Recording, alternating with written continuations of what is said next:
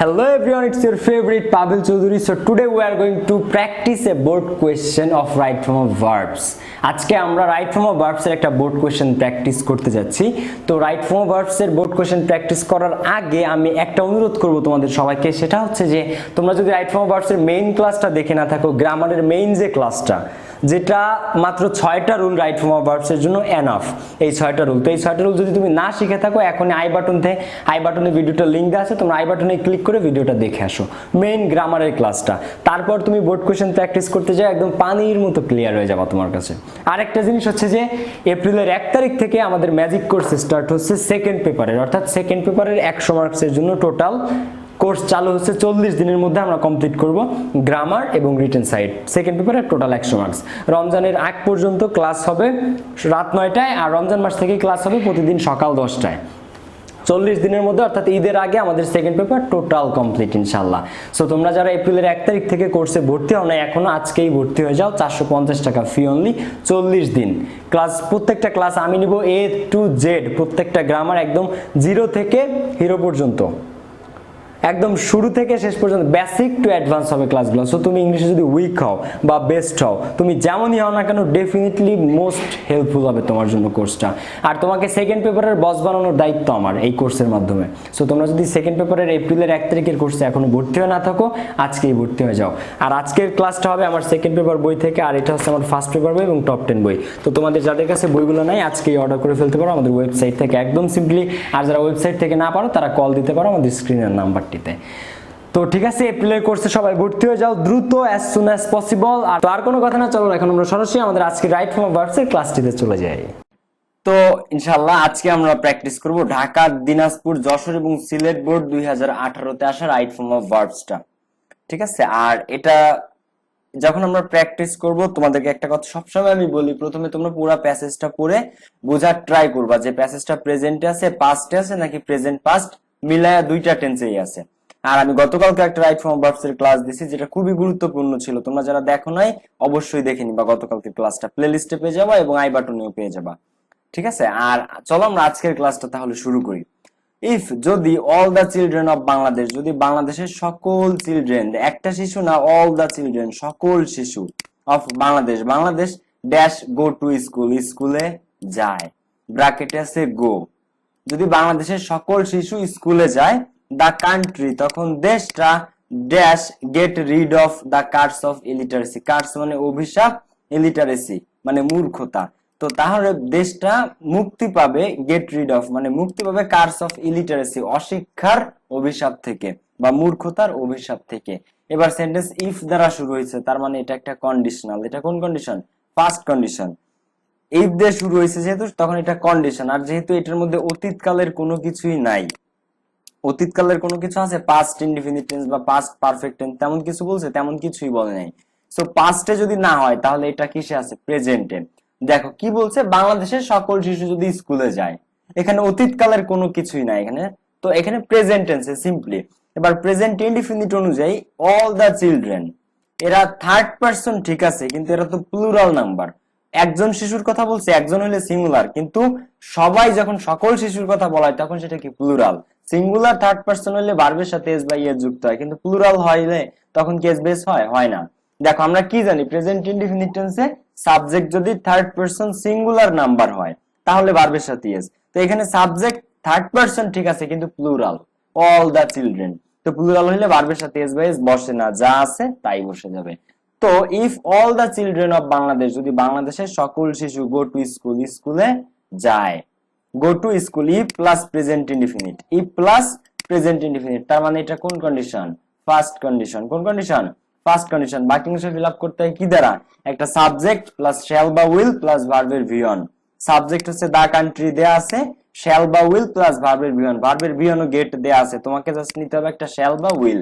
তো এনিওয়ে আমরা অর্থের সাথে মিলাই। দেখো, তো if all the children of Bangladesh go to school, যদি বাংলাদেশের সকল স্টুডেন্ট, সকল চিলড্রেন শিশুরা স্কুলে যায়, দ্য কান্ট্রি দেশটা উইল গেট, শ্যাল বা উইল এর মধ্যে আমরা কি নিলাম? উইল গেট, মুক্তি পাবে, rid of the curse of illiteracy অশিক্ষার বা মূর্খতার অভিশাপ থেকে, কার্স মানে অভিশাপ।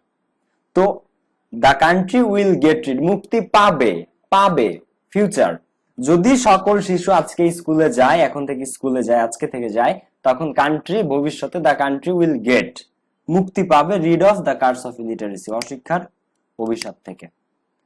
টু বুস্ট আপ এডুকেশন শিক্ষাকে বৃদ্ধির জন্য। এইটা যদি তুমি না বুঝে থাকো, আমি কন্ডিশনালের একটা ক্লাস আপলোড দিব আগামীকাল, তোমরা সেটা দেখে নিতে পারো। কন্ডিশনালের ক্লাস একদম বেস্ট, বাংলাদেশের মধ্যে বেস্ট ক্লাস হবে এটা কন্ডিশনাল নিয়ে, একদম A to Z ক্লিয়ার হয়ে যাবে। আর কমপ্লিটিং সেন্টেন্সের ক্লাসে তো কন্ডিশনাল আমি বুঝিয়েছি, তোমরা ওই ক্লাসটাও দেখে নিতে পারো। এইচএসসির সকল টপিকের ক্লাস তুমি পেয়ে যাবে আমার চ্যানেলে।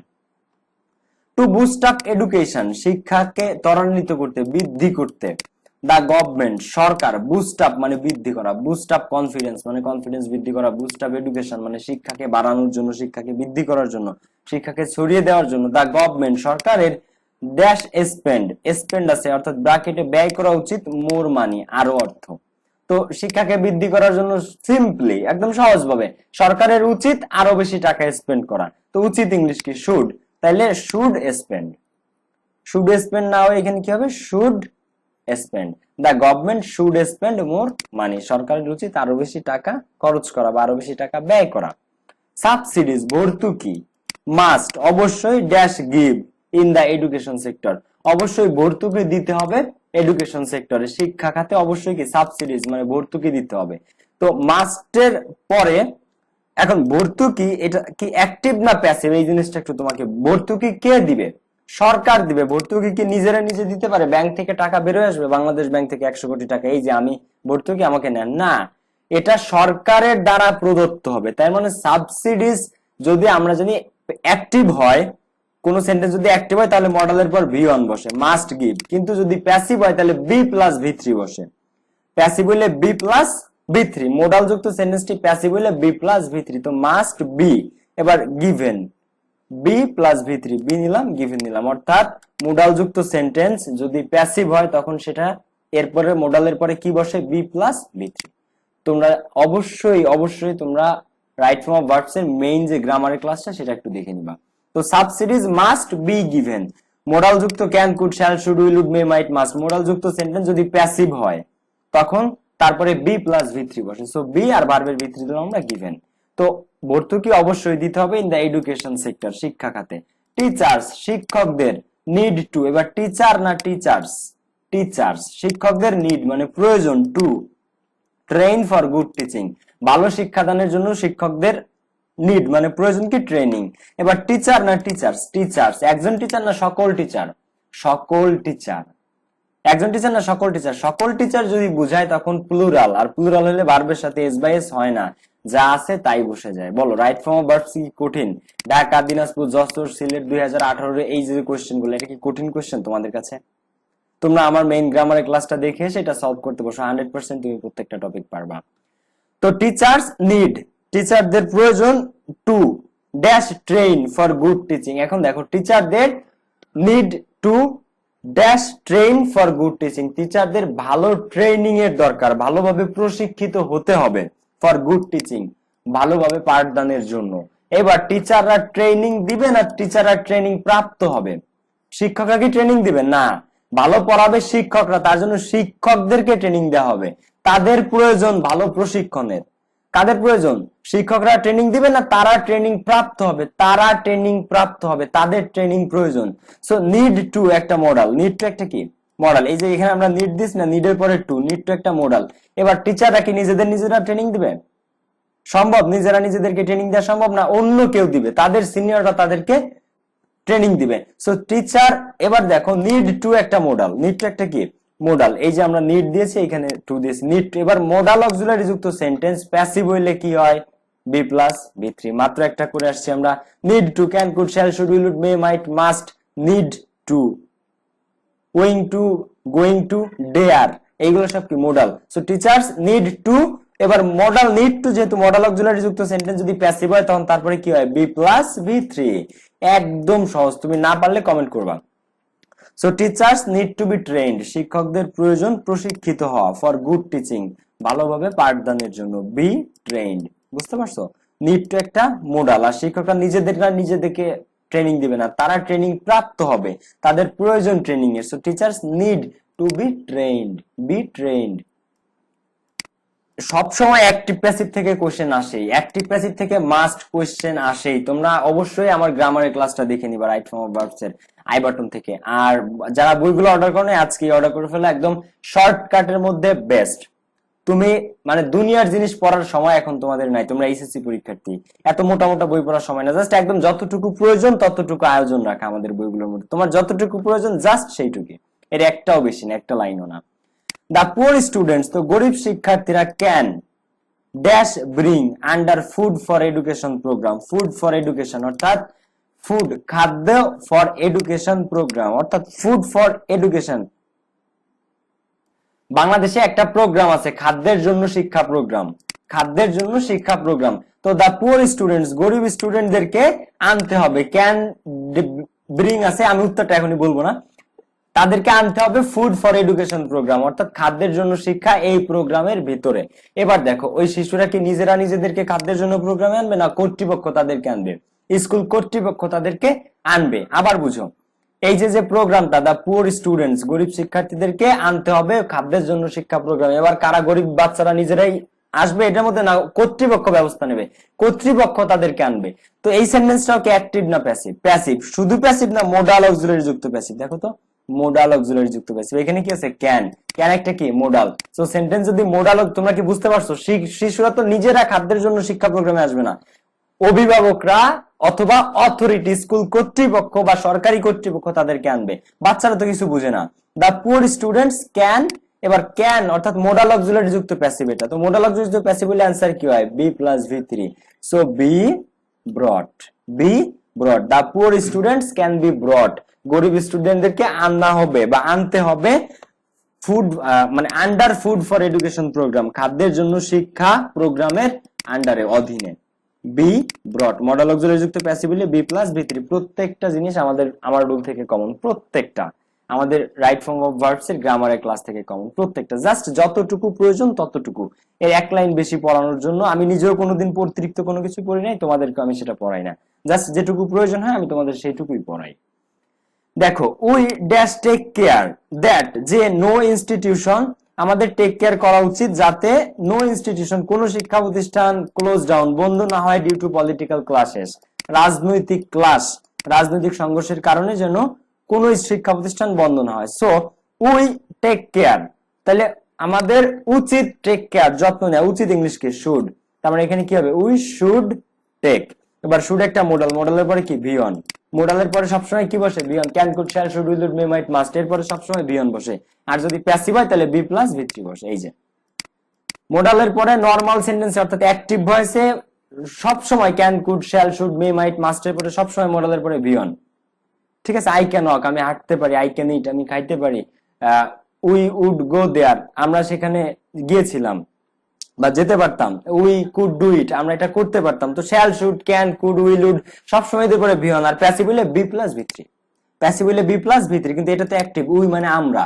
তো আমাদের উচিত, উই শুড টেক কেয়ার, আমাদের যত্ন নেওয়া উচিত, দ্যাট যে নো ইনস্টিটিউশন, কোন শিক্ষা প্রতিষ্ঠান, দ্যাশ ক্লোজ ডাউন, যেন বন্ধ না হয়, ডিউ টু পলিটিক্যাল ক্লাসেস, রাজনৈতিক সংঘর্ষের কারণে। পলিটিক্যাল ক্লাসেস মানে রাজনৈতিক সংঘাত বা রাজনৈতিক সংঘর্ষ।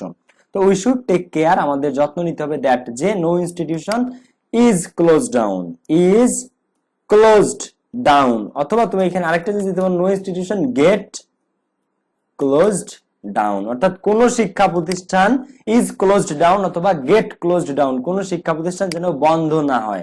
ক্লোজড ডাউন মানে বন্ধ হওয়া, বন্ধ না হয়, ডিউ টু মানে কারণে, পলিটিক্যাল ক্লাসেস রাজনৈতিক সংঘর্ষ বা রাজনৈতিক সংঘাতের কারণে, no institution is closed down বা গেট ক্লোজড ডাউন। তো অল কনসার্নড, অল কনসার্ন জড়িত সকলকে, dash conscious about it, conscious মানে সচেতন, অ্যাবাউট ইট তো বি মানে হওয়া।